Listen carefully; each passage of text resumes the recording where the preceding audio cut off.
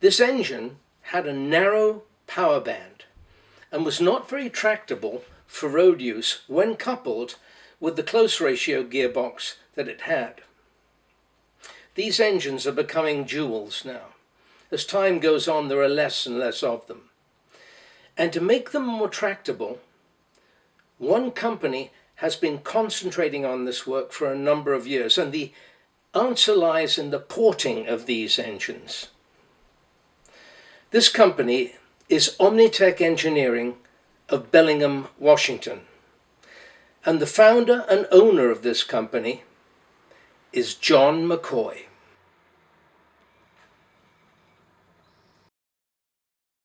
I was restoring a Lotus Cortina, and like all people doing that kind of a project, you have to find bits and pieces. And cylinder head was one of the things we were in the hunt for. And further, I complicated it by wanting to do a street race car version, which further complicates the whole thing.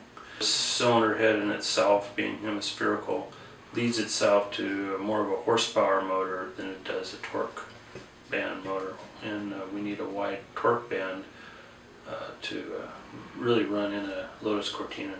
The fact that the Lotus Cortina was heavy further made it more complicated. After I looked at this hunk here, that both the head, Stromberg head and the Weber head was basically the same design minus the ports. So that got me to thinking that maybe we ought to just take and weld a manifold onto a Stromberg head or something like that to come up with a Weber head.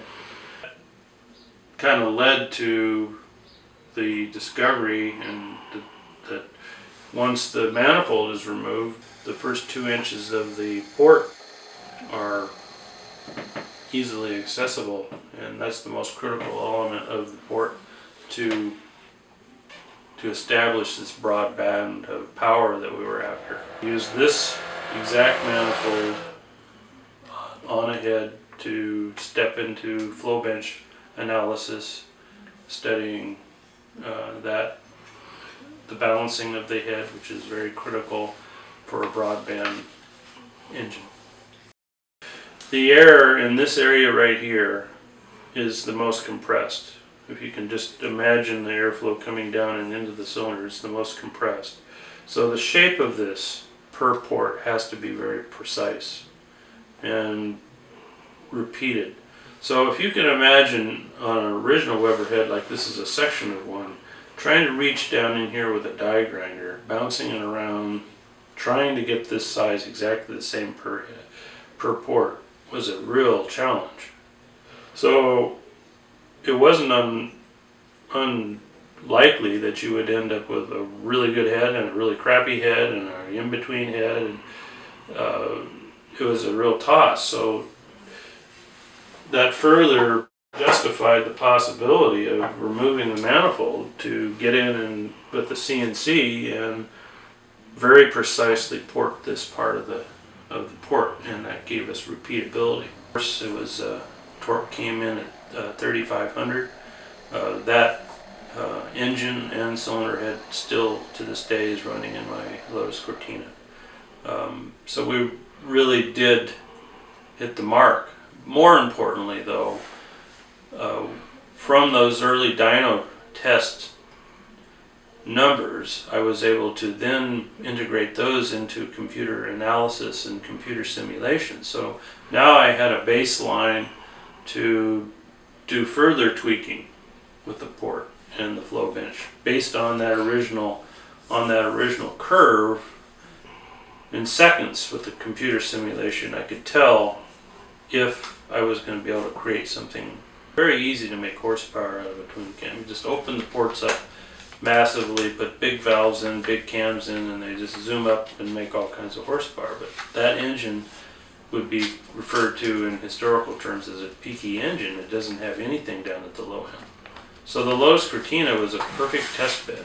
A formula engine is real easy to build compared to a heavy engine or heavy car engine. once you have a baseline, that's critical. You need a real-time, real figure baseline off of our actual dyno. But then we can use, there's 3 or 4 different versions of software I use, and I compare them to each other off of a known baseline. And then I can estimate what an engine's going to do in seconds compared to having to build a motor and put it on a dyno and test it and prove it out. It's just a very long, drawn, complicated process that way. Analysis off the flow bench, computer simulation. Some of those developments are more mature than others. I would say the Stromberg-Weber conversion is probably the most mature as far as knowledge gained. But all those developments are a baseline, and if I'm asked to build an engine again, I can go back and look at those dyno numbers and estimate. I'm always tuning the engine or thinking about other things I could or couldn't done to a particular motor as I'm driving, and noting early torque or late torque or what I didn't like or didn't like. I've got a short version of the Stromberg-Weber conversion now I'm playing around with. It's just showing incredible results.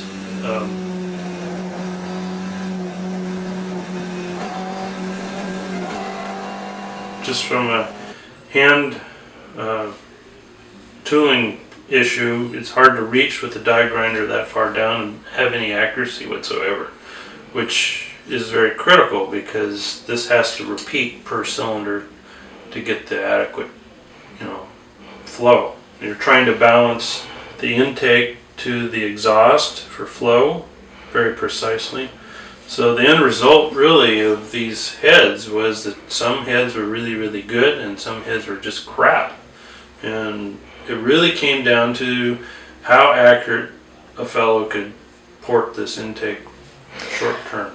Where the manifold being removed was really the essence of the project, because with that removed, and particularly with the CNC, I can come in here very accurately and repeat this very critical part of the port, and then put this back on, and you have a very accurately done head.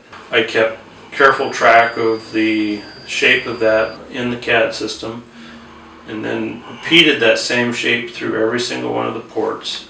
That head and that engine made 190 horse, and the torque came in at about 3,500, and that engine to this day is in my Lotus Cortina. It drives like it's fuel injected on the street, and it goes like a stink on a track. Up after the first motor was dynoed, because then I had an actual dyno pull and curve that I could take any computer simulation and tweak the curves within that simulation to match it. Then if I wanted to change valve timing events within that simulation, I could see the results in seconds.